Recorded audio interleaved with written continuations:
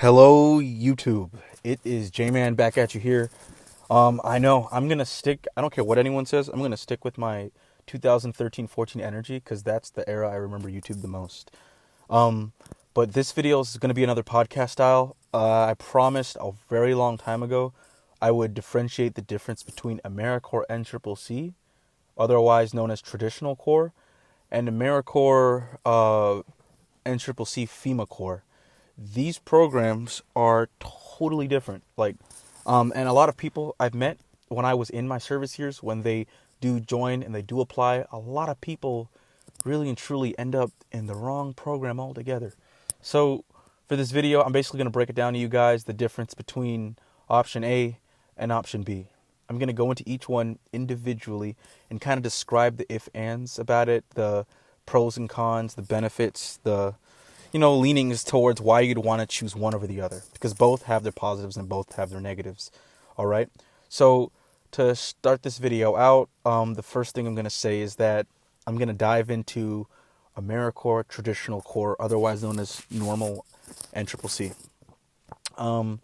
In Traditional Corps, it's a very boots to the ground physical job. It's less paperwork. There can be some spikes where you are doing paperwork, and spike is another word for a round deployment. That's just what they call it. There are certain deployments in traditional NCCC where you will be deployed and you'll be doing paperwork, like teaching kids, helping seniors like write up activities or just paperwork involved material. Sometimes they even call on traditional NCCC members to help FEMA Corps with their desk work if the workload is too much. But for the vast majority of Americorps traditional, you're basically in the woods, in building houses, helping on farms, digging trenches, beautification projects, fixing water pipelines, being active physically in the community, helping children play, helping old folks get around, wheeling them through, participating in like local events or like 5K runs, helping them set up and take it apart, like helping stock shelves, with assisting the Red Cross. There's a lot of like Americorps traditional might not be as bookish as FEMA Corps, but what they do is a vast array. They don't just respond to disasters. They don't just help things that are going bad. They help improve current situations through beautification projects that are already okay. There's a huge difference between helping out to something that got worse and building on something that's already established and making it even better than it was before. And I think that's what drives a lot of people into it. I would honestly call Americorps Traditional NCCC true hands-on service. The PT is more intense because you're going to be a lot more physically active.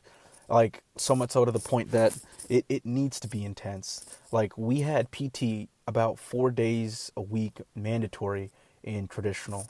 And it wasn't like little fun things. There can be some fun initiated, but there had to be some aspect to like muscle building, cardio building, because in a lot of traditional core, you're pulling like wheelbarrows with stones, rocks, dirt, debris that need to be planted, or you have to use very heavy tools or equipment like a plow, a normal plow, a hoe, some rakes, or you have to carry those tools up mountains to do work with them, and then you have to carry it back down. So there are a lot of physical factors of why someone would join Americorps Traditional. Honestly, in my perspective, now that I am in the military, I would look at Americorps Traditional like the true Marines of, Americorps' national service. And what's weird about it is that despite traditional being so much harder than FEMA physically on your body, and it being such a physically demanding job, it's like the retention rate is much higher. It's like it's so extreme and it's so physically demanding sometimes that it forces people to, like, when people join and they experience it, people might leave in the beginning, obviously, because they're getting a taste of how hard it is sometimes. But after that first initial few weeks of a spike, they're not leaving. Because it's like, it's so extreme that it forces the people who are there who really want to be there to stay. There's no partially in, it's very rare for someone, and people do leave, but it's like when you put that much physical energy inside of something, you're less likely to leave because, like, you've dedicated a lot of your time and efforts to it already. Um, those are the pros about it. The physical training, the hands-on work with the community, really getting involved, face-to-face interactions with these people. You also get to travel to a lot more places. That's not true, actually. You get to travel to a lot more smaller cities and towns that are very small and unknown. But for the most part, traditional stays within its region, you know. But the con to that, I would say, and I'm going to shift to the cons for this side already, is that while you are deploying to a lot of these little cities in these regions, you're not going to go all over America. That's FEMA Corps. FEMA Corps can go anywhere within the country, but traditionally you just stay within your region. But the plus side is you bounce around to way more cities in that said region, which is not small, than FEMA Corps would. With FEMA, you'd pretty much just be going to one major city that was damaged excruciatingly terrible by a disaster. With Americorps, you could hit like 4 cities in the span of a month, 5 cities within the span of a month within the same region. It can be like 5 cities in a single state. It could be 5 cities in multiple different states. As long as it's in that specific region, there's a high chance of you going there. And I think that's definitely a huge plus. That travel is great. And it's like it really opens your perspectives up to like how big America really is and how like there are people in this country that when you see how they're living, it's the total antithesis of what you'd think an American's life would be. Like you basically get exposed to communities that you never would know. I went to a place called Thorpe, Washington, and I swear this place had a gas station and a church, a school, and like about 15, 16 houses around it, and that was the entire town. It couldn't have been more than maybe 300, 200 people at the most.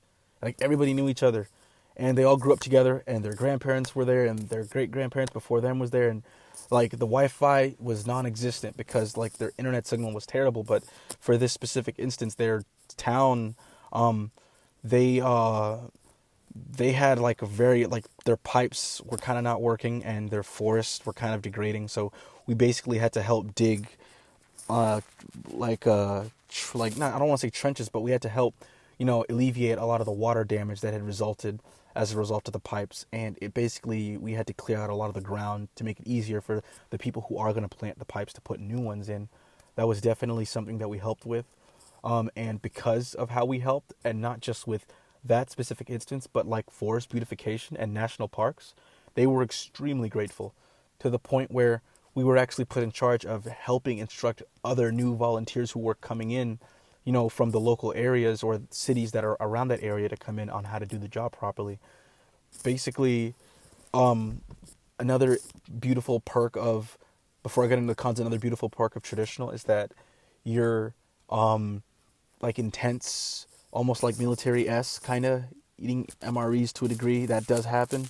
You're thugging it out, but you're making the most awesome memories. Like to this day, some of my best memories involve just sitting on a campfire with my 3 best friends in traditional.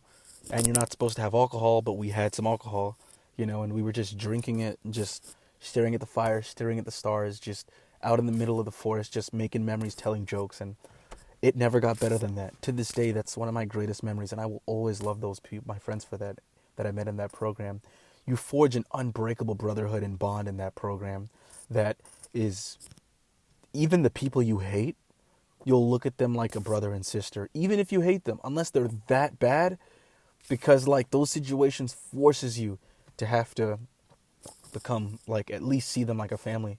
Like we had a tradition, like a ritual, where after the week was over, after like the Friday, we would just all take a trip to Popeyes. I remember we would all just drive and we'd literally be chanting to each other like Popeyes, Popeyes, yeah. Just being like a group of guys, and not just guys too, but one of the girls that was cool with us, we would make it a whole thing. We also got into D&D when we were all together, and we had these long campaigns because, again, when you're out there, the signal sometimes isn't the best. So in some areas, you don't really even have that good Wi-Fi, and you have to drive to public libraries. So we found other fun things to do with each other, On other days, we would, like, when it got wintertime, we built snowmen. When the winter was gone, we played dodgeball, kickball. outside as a family. We would have like cooking competitions. We would just do all these fun things, and that's not to say we didn't get on each other's nerves. We did, because my God, some people could not stand each other on that team, and some people couldn't even stand me on that team. But to a larger portion as well, like I felt closer to them, even though in the moment when I was pissed off, I didn't like it, and there were a lot of negatives to it as well, because when you're so close to people, and you have that family bond, like I said in another video, boundaries can and do sometimes get crossed. That happens. But the pros, I would say, is that it's more of a cohesive unit. And I know a lot of people are looking for that camaraderie and unity, and you'll find that in Americorps and Triple C Traditional. You'll get physically stronger, you'll get mentally stronger, you'll get to see the impact of your direct volunteer on the community you're helping, and you'll become really close with those around in said community. Like, children will be happy that you were there, old people will be happy you were there, and you'll make a positive impact of Americorps on the lives of the individuals that you're touching. Even if you don't see it immediately, they will always remember the people that came there to help them. And even if they don't remember the specific people, like it's a known fact, they'll remember how you made them feel, and they'll remember these gray shirt young adults with cargo pants, tucked in black boots, coming in, lifting all this heavy stuff and making a difference in their community. And in my travels, we went to California. Well, it's in California, but we helped out there. Washington. We went to a lot of different states in that regard, and it really made a difference. I would say there's a lot less cons now. We're fully into the cons. The cons are the money situation. It's a lot less money than FEMA Corps. Again, you're not staying in nice hotels. You're staying in tents or in basements or in sponsored living areas like a cabin. I was in a cabin for a while with my team, very close together. Like there's barely any space. You don't have any U time. It's essentially, like I said before, it's the Marines/Army. You're rucking it. You're in the thick of it, Other cons are there's no job promises after. I would say Americorps and Triple C is more of a program where you can develop soft skills, but hard skills, nothing.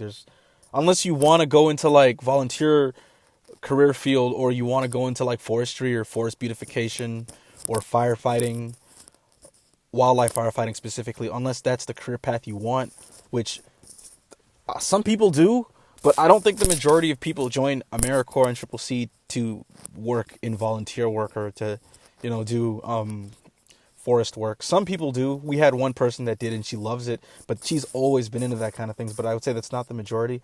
I think the majority of people who find out about Americorps are trying to look at it like a stepping stone to do more, which is why when you have people who are, for lack of a better term, fancy, or they have a good job before they come in, like we had a guy who was a lawyer who came in and he quit because he's like, this is beneath me. What am I even getting from this? I thought this would put me in a good stepping stone to work for the government. It's not. You're getting soft skills. You ain't guaranteed a job after you're done with traditional. You're not guaranteed a work, and there's no next level with it. It's just it's an experience to give back. You gain, you experience it, and you're done. You go home. That's why I highly recommend it for people that are 18 to 21 and that are younger, that are gaining those soft skills, or people who, like me, when I did it, I was about 22, 23. I was 22. What am I saying? I was 21 and just turned 22. And I think because I spent a lot of time in college, I didn't have as many soft skills as I needed to. So it really threw me in there and forced me to develop some skills that I still use to this day. But for the most part, if you're talking big boy world job, traditional corps is not the program for you. If you're post-college and you're looking for a career, traditional is not the program for you. And if you're not a physical person, and I'm not saying you have to be ripped or working out all the time, super intense. I'm saying if you're not used to that thing and you'd rather like a desk job, then it's not the program for you. And that's okay, because that's why, there are other programs within the bubble of Americorps. Now, to tag into what I was saying before, the next part of this video is going to be more focused on FEMA Corps. So if I'm calling Americorps and Triple C traditional, the Marines/Army, I'm really and truly going to call FEMA Corps the Navy/Air Force, because heck, they even one wears blue, so that's the crazy part. Um, so like I said, and I'm talking about this from I'm trying to very watered down civilian perspective on it. With FEMA Corps being, like I said, in the Navy slash Air Force, it's 99.9% desk work.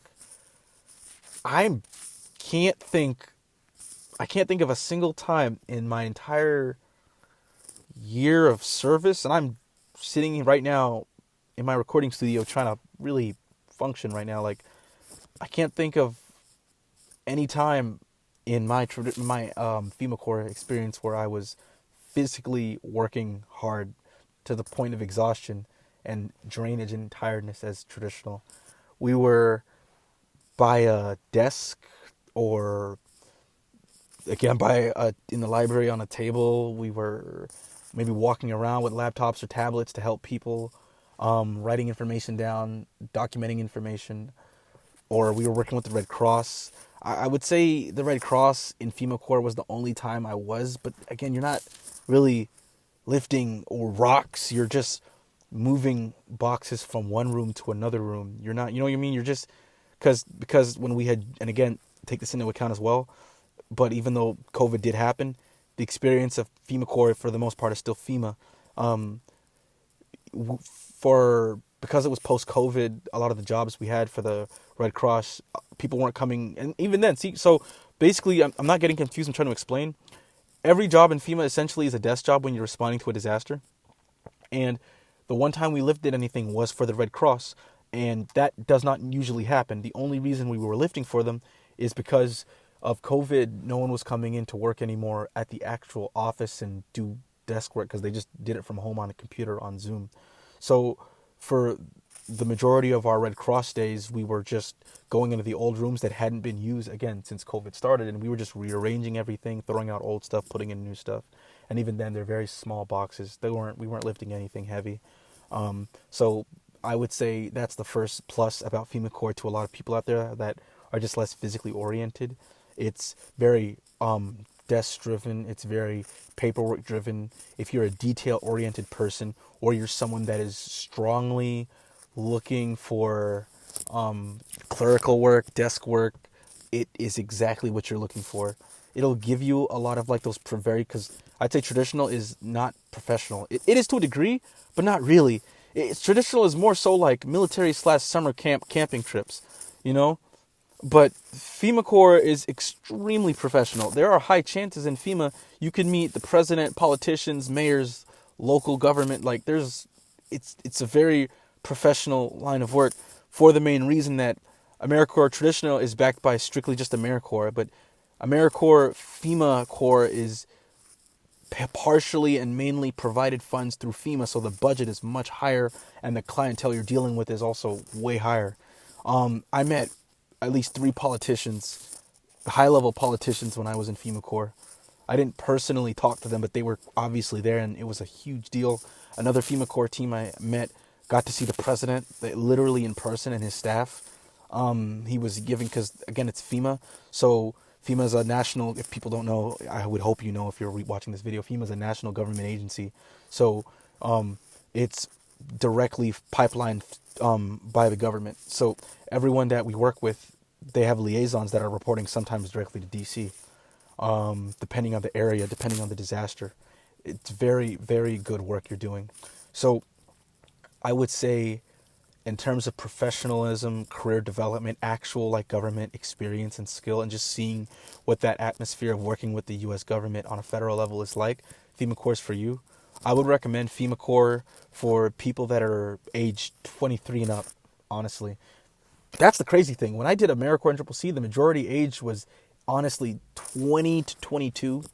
There were a lot of 18-year-olds, but everyone was younger. But FEMA Corps was totally opposite. I only met 2 people in that whole program that were below the age of 24. No, that's not true. There was about like 8 to maybe 10 people that were below 23, 24. But then people who were 18, 19, only 2. There were only 2 people in the whole thing that were 18 and 19 years old. Everyone else was 20, was at least 20 and up. Whereas in traditional, the bulk of people were 18 to 20. Anyway, so with FEMA Corps, like I was saying, career development, good. It's good on that. In terms of travel, because the budget, like I said, is much higher, you're not going to be staying in tents. You're not going to be sharing rooms with anyone. You're not going to be in anyone's armpits, fighting for space. If anything, you get your own space to a degree. I was the only guy on my team after a while. So what they do is they basically, FEMA pays for hotels and you stay in said hotels. They can be luxury hotels, they can be medium hotels, they can be poor hotels. It entirely depends on the area you're in and the current needs of FEMA. We got to stay in some pretty luxurious hotels at some points, like very expensive hotels, but there were other points we stayed in places that were borderline motels. And during that stay period, if the team has like 2 girls, 2 boys, obviously 2 guys one room, 2 girls one room, you don't each get your own individual room, but for the most part it kind of balances out because the hotels are pretty sizable hotels.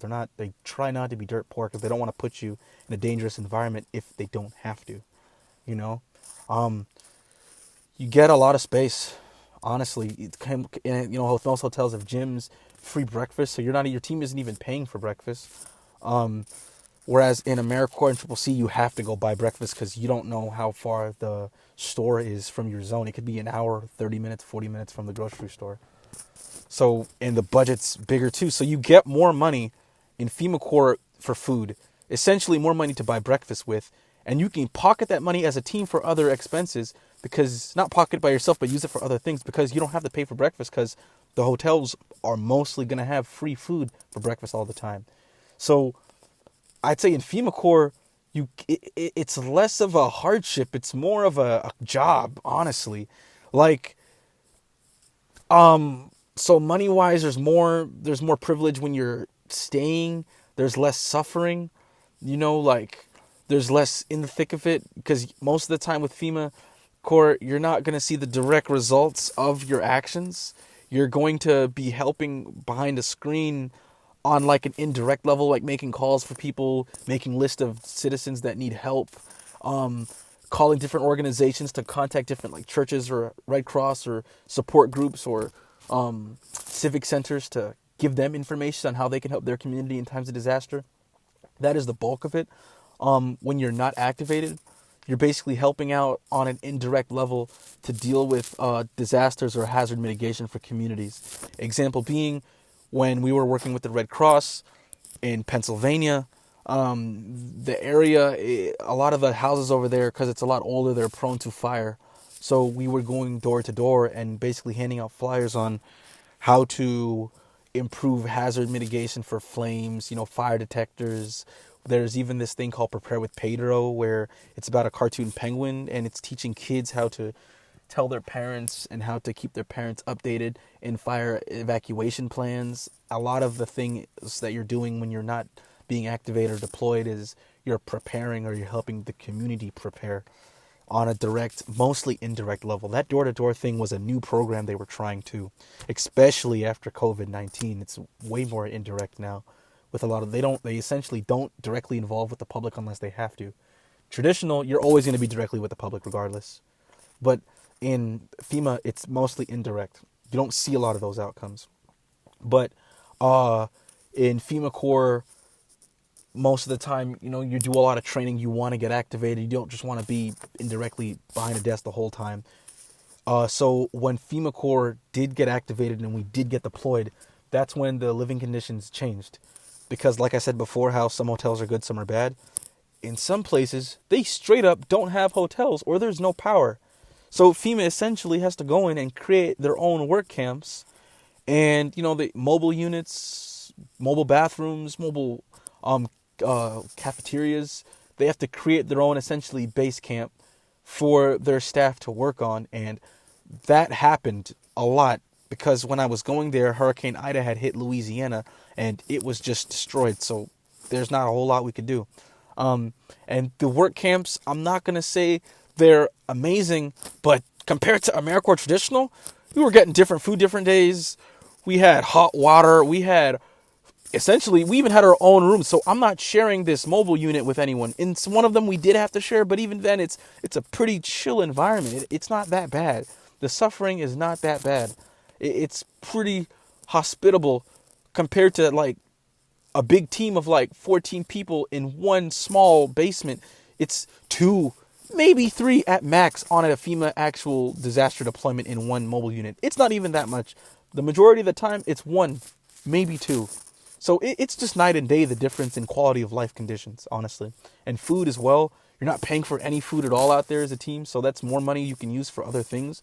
So essentially, because you're not paying for any food, as the FEMA camps give you food for free, you can use that money to just save up and go big on dinner or team, team feast if you want to. That's what we called it, to improve on like camaraderie and stuff later down.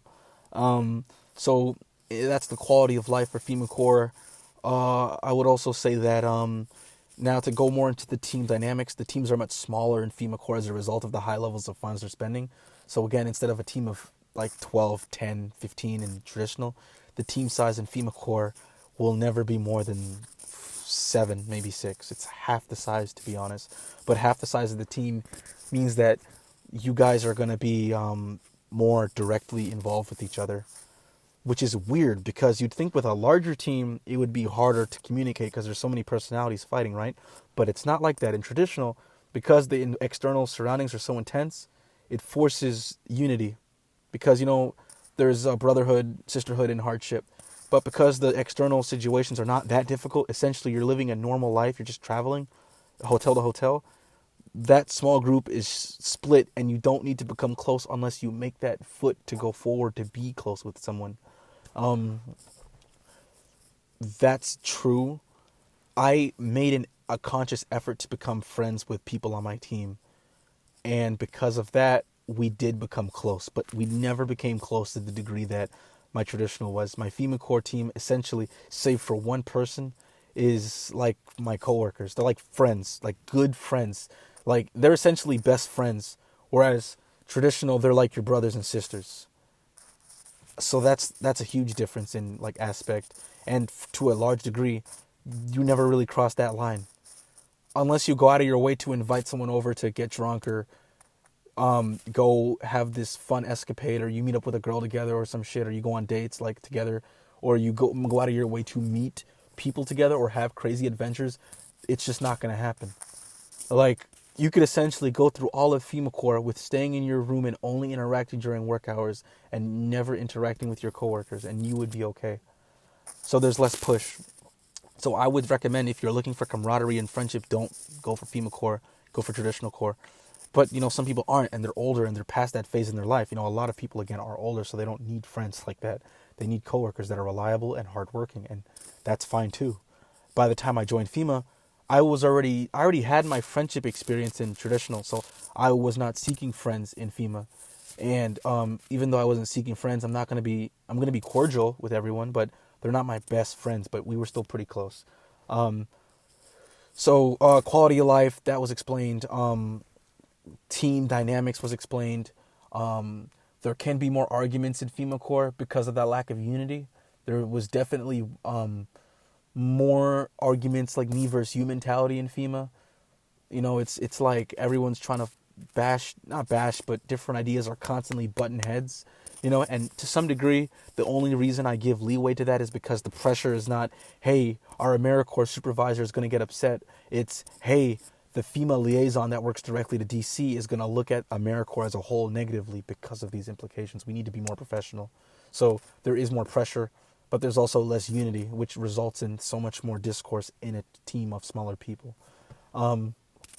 Outside of that, so to go into mine, our first round was COVID. Obviously, COVID-19 was a huge deal. We were getting people vaccinated around the time I started working for them. Second round was the Red Cross. And so COVID-19 deployment, everyone was doing that at Rhode Island. Then after that, it was Red Cross in Pennsylvania.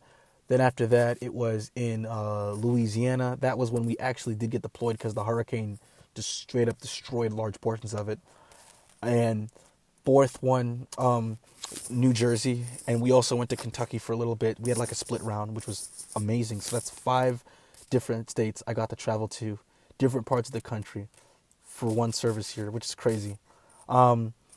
in that same aspect, two things I wanted to touch on in that travel regard, that because we can bounce around, huge plus FEMA is that when you do travel, if maybe you have one person on the team or two people on the team, you can take the van, go off, and you can see all these amazing places. Like, I got to see the grave of Daniel Boone. I got to see New York. We took a day trip out there. Our team didn't even like each other that much, and we all still made the effort to go to New York. I got to see where Spider-Man was filmed and where the Avengers was filmed. We got to see so many damn cool. We got to go to a Holocaust museum, and I go for the historical value of it and learning about the past. We got to go to a lot of different places like Air Force Museum, World War II museums, art museums, Museum of Natural Art and Science. We went to in PA. We got to visit a lot of the old like historical, like in Harrisburg and stuff, like Gettysburg. We basically got to go to a lot of different historical places that I would never have normally seen. I'm not gonna lie, as much as I love traditional, there's a wider variety of places to go to. Like, I got to see Amish people on a regular basis when I was in Pennsylvania, and I'm from Miami, Florida. Like, that is something I never would normally be able to do, So that's why it definitely has its larger benefits, because in exchange for not interacting with the smaller, lesser known populations and seeing like those hidden cities, you're seeing huge parts of the country that you see only in movies or TV shows, that you only see and never actually interact with. So that's definitely a plus. Also, I want to say that for FEMA Corps, and I'm going to finish off with this first before I start getting into the cons. Future job-wise, the pipeline is just way longer. So if you finish FEMA Corps, essentially, if you don't mess up, there is like very high chance you can get at the very least part-time employment as a reservist, at the most full-time employment. That happened to my friend. She was employed. A good portion of people actually got employed full-time to work for FEMA after, and I'd say about 80% of everybody else got to be part-time. And because you're FEMA Corps, it's incredibly faster. Essentially, all you have to do is just say yes, unless you say no, or unless you are that bad and they won't take you. It's essentially a guaranteed job. I don't care what people say about it being hard. No, you have to go out of your way to not be hired by FEMA in FEMA Corps after the program's finished. Me, for example, I knew I wanted to join the military, but I still worked for FEMA. I got employed by FEMA officially after as a reservist, and I got paid for a portion of time that I was working as a FEMA reservist after I graduated FEMA Corps before going to the military. So I basically made as much money as I could doing something that I already had a whole year of experience with in FEMA Corps for the actual company. And that's a great part of it, because the job skills for FEMA Corps are the same damn thing you're doing in FEMA for individual assistance, at least, or disaster survivor assistance, which are the two main jobs, the bulk of the reservists, right? In FEMA Corps, you get experience in a lot of different aspects of FEMA, but those are the two main ones. And I know that stuff inside and out. So it is essentially the same job, but I'm actually getting paid a lot of money, So of course I'm going to take it. So so that's why FEMA is such a great thing to progress career-wise if you want to go into government work or natural disaster work. And I feel like a lot of people that do FEMA just end up going back to do nonprofit anyway, because the skills and abilities you gain from doing a job like that hit so much harder when you have like federal experience, and then you can take it into the nonprofit private sector. So the nonprofit sector actually gains a better star when they get a federal worker who has that kind of high level experience working on a lower level. So, I mean, there are pros and cons. Like, I would recommend people who want to do nonprofit work do both. Get that lower level first, so that when you go to FEMA, you can have that soft skill and you're like a little tougher mentally and more resilient. Because that pressure, like I said, of working and this is the cons, that government high level pressure can get to some people. It can make some people crumble under the pressure, or they'll make them feel inadequate, or they'll crack and they'll just not do anything anymore. Or some people will get squashed under that pressure and say, I can't handle it, I don't want to do it, I want that lower level, because it is easier on a lower level to do it, because there's just so much different pieces that go into government level work. Another con outside of not having camaraderie and the government level work is that for FEMA Corps, it's like fitness wise, if you're not working out on your own personal time, it's easy to gain weight and to become kind of pudgy. They're not, because fitness, there are PT people designated on the team to help you with that. I was one of them on my team, but I could tell everyone on my team didn't want to work out, and I work out on a high level. I don't like to BS around and do like halfway push-ups, so I just didn't care to give it my all to training them. I just gave up, because if my traditional team was fighting me on making the PT hard, this team was definitely going to fight me on it. So by this point, I didn't even care about their fitness. If they wanted to work out, they could talk to me and I would work out with them or give them a plan, but I was not going out of my way to do anything. Most teams didn't even do that much. Most teams just ignored fitness part altogether, and they just made fitness like games, like hopscotch or like a dance game. Like, that's not real fitness, So if anything, fitness in FEMA Corps is more of a time to socialize as opposed to actual fit results. In FEMA Corps, the team essentially gains more experience together, and but the reason I'm listing that as a con is that if someone's at a different skill level, right? If I don't know how to use Microsoft Excel and someone else does, and we're under that serious environment where the liaison's looking at you like, hey, you guys do you know your stuff? Like, if I know it and he doesn't know it, I'm going to get angry because I'm happy to help everyone out all the time, every day for a whole 3 months.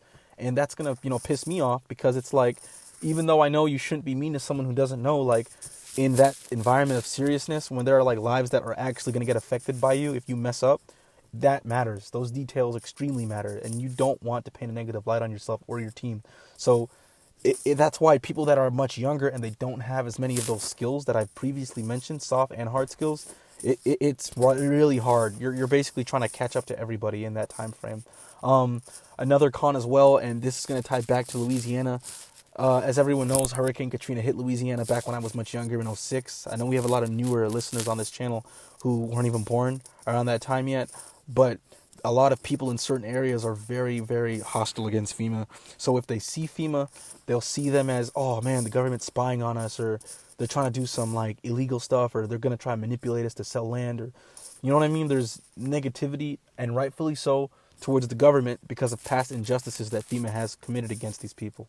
In Louisiana, there was a good amount of times when people just straight up didn't want to talk to us. This guy's house is straight up destroyed, right? And we're like, hey, sir, we noticed your house is damaged. Can we help you? Right? And he's like, no, we don't want you to help us. So leave us alone. Leave me alone. And he's getting aggressive, frustrating, cursing at us. I had one dude when we had these FEMA designated spots where people would drive or walk to if they didn't have gas, to come and help us out, right? And not help us out, but to come get assistance from FEMA, like money, so they can buy to fix things to fix their house with. And some people did get denied, rejected. Some people were old and didn't know how to use technology. Some people were just trying to steal and scam money. Some people are pretending to get money from FEMA. Some people already got money and they needed more money, but they're just a few inches of damage below getting more, which is unfortunate and sad. Some people have insurance, and because they have insurance, they can't get FEMA help. And the insurance is, let's say my house is like $10,000. This is just an example. And insurance gives me $100. That's not going to do anything. But because the insurance is there at all, they don't get high-level FEMA assistance. So they're basically left with nothing. So it's a lot of behind-the-scenes red tape government stuff going on back there that causes a lot of frustration from the normal citizens. I had a dude once, this tall dude, who he wanted to beat my face in solely for the fact that I didn't deny him that his claims got denied. Like, it's not my fault, And we had a situation where there was an old woman, and she was like an older woman. She was just sitting at the little chair talking to my friends as the FEMA workers, trying to like get them used to everything and trying to get her acquainted, because she was like in her 80s and she didn't know what was going on. She just needed help. And this dude from behind, he gets up, screams explicitives at her like, what the hell are you doing, you stupid woman? Move out of this chair. I need my help for my family, for my stuff. And he threw a chair into the wall. and we had to call the police. It was in Emmett, Louisiana. Emmett. I don't remember. It was one of the parishes. It was Emmett. I remember the name though. He threw a chair into the window. He didn't break the window, but he was flipping, and everyone had to leave. We closed the door, and we had to wait for police to come out and escort him out or take him out in handcuffs. It was a whole thing. We had one guy come in, and he just started beating on his wife because he thought it was his wife's fault why they couldn't get claims or whatever. We had another situation in where we had a Spanish speaker who was coming in to get claims, and they were Spanish speaking. They were only there for an hour, and not everyone in that city speaks English. There's a good portion, smaller but a decent sizable portion, that only speaks Spanish. So if there's like a line, and I understand why they're upset, if there's like a line of 1,000 people, or let's make it smaller, 100 people, and of that 100, 20 of them speak Spanish only. We had to pull the 20 out of that line of the 100 to basically speed them up to the process to speak to our Spanish speaker. And those 80 other people were just pissed. They started cursing them out, screaming very racist remarks and overtone at them, like, oh, like, you're helping the Mexicans. Like, what about us? Like, one guy's like, I'm a veteran. I fought for this country, and I can't even get, like, a roof on my house. I understand why he's upset, but that's no excuse to be, like, very racially offensive. There's never an excuse for that behavior. But these people, because they're on the worst day of their life, and I'm not excusing anything, I'm just saying they don't care. The real streets of those areas are already rough as it is, but then to throw in a disaster on top of that, they don't care. They just need help for them right now, rightfully so, because their children are hungry, their moms are hungry, their grandparents are hungry, some of their family members are on like life support, and there's no electricity, and they're running out of time, and they're stressed, so there's a lot of emotion and raw feeling that goes into helping those people. So in the situation I was talking about, there was a little girl who was Mexican. Some dude like threw an orange at her and basically spat out at a kid. She was no more than 8 years old, 7 years old, and the wife was doing that too, and she started crying, and they just didn't care. And if you're gonna go into FEMA Corps, you need to be prepared to deal with that kind of thing. For me, I'm shorter, but I'm a pretty bulky dude. I'm a pretty strong dude, so I pretty much handled a lot of that. A lot of my coworkers were women. I want to say more smaller women. I'm not saying that they can't fight if they're forced to, but there's just a clear strength difference. And for me, a lot of my job was just being outside, watching the door, kind of like a security guard almost, making sure everything's safe. And if there's a problem, people were, less likely to talk shit to me as opposed to my coworker. They're much less likely to disrespect me for unfortunate, reasons of sexism, whatever. They're more willing to listen to me and to, they're not going to fight me as opposed to they would fight her. And there were also, ironically, certain situations where it had the opposite effect, or because I'm like I'm a black dude, I'm pretty strong, like they look at me as an instant threat, like they're about to just beat my ass. And because a woman came in, they just got more softer tone. They listened to her and they let her kind of speak without cutting her off or like a threat. They're not squaring up like they're about to fight someone. It's like, relax, dude, calm down. So I would say that backlash against FEMA is a huge concept as well. And that's not to scare anyone, because it doesn't happen to every team. It mainly happens when you go to specific areas, like I said, Louisiana, or you go to places that have just been immediately hit with terrible disaster, because human emotions are high in those situations. Outside of those cons, I can't really say there's anything else. Again, I would say FEMA Corps is better for people who are done with college. Traditional is better for people who are leaving high school, have not started college yet, or have finished college and they want to do something different before entering the adult world. In my opinion, I think most people should do what I do and do both programs if they have the time, because a lot of people don't know this, but the service check that you get when you complete your service here, you're paid money, a stipend, a huge portion. It's not large, but it's pretty sizable, and that can go into education, job training, books, school, debt paying off for college, loans, anything. It can go into anything. And Americorps only pays Corps members for 2 years of service.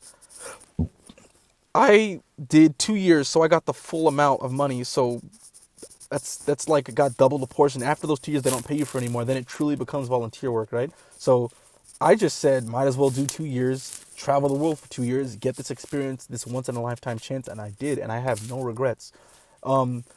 Because if you do traditional first, no one's gonna do FEMA Corps and then traditional. That doesn't happen. You can't go from amazing to like hard or life conditions. So when someone does do 2 years, they do traditional Corps first, and then they do FEMA Corps. Because traditional will make you humble and keep you grounded in what you are. You should make you feel grateful for what you have, and then when you go to FEMA, you'll appreciate it all the more.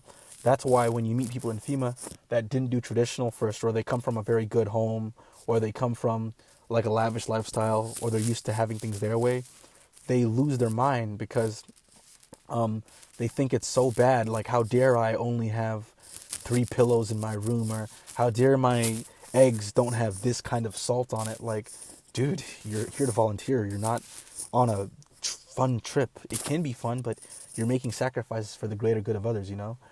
So that is a huge, huge thing about it as well. I think that I think that doing both made me a more whole person, and I think doing traditional kept me grounded. But that would be my recommendation. Do 2 years of Americorps, do traditional, then do FEMA. If you really, truly don't want to do 2 years and you have to pick and you're older, pick FEMA Corps because you're guaranteed for work after. But if you're younger and you kind of want to just deal with it, get stronger, grow as a person before stepping into whether it be college or the workforce, do traditional Corps. Both have pros and cons. Both have their reasonings. Quick summary, FEMA, more travel locations, more indirect, less personal camaraderie on team, and you're doing a very smaller, centralized work environment. So you're not doing a bunch of different kinds of variety of projects. You're strictly indirect assistance to FEMA or immediate disaster resistance. Whereas Americorps, there's beautification, teaching, learning, event planning, event hosting, cleanup, feeding the homeless. There's so many different programs with that. But in exchange, the cost of living is the quality of life is lower, and there's larger teams. You know, there's different sides. So this completes this video. I know this one was a bit of a longer one. I'm gonna be dropping 2 other Americorps videos soon. So like, share, and subscribe, and please follow my channel for more updates on anything in Americorps. It's been a while, and I appreciate you guys. Jody out.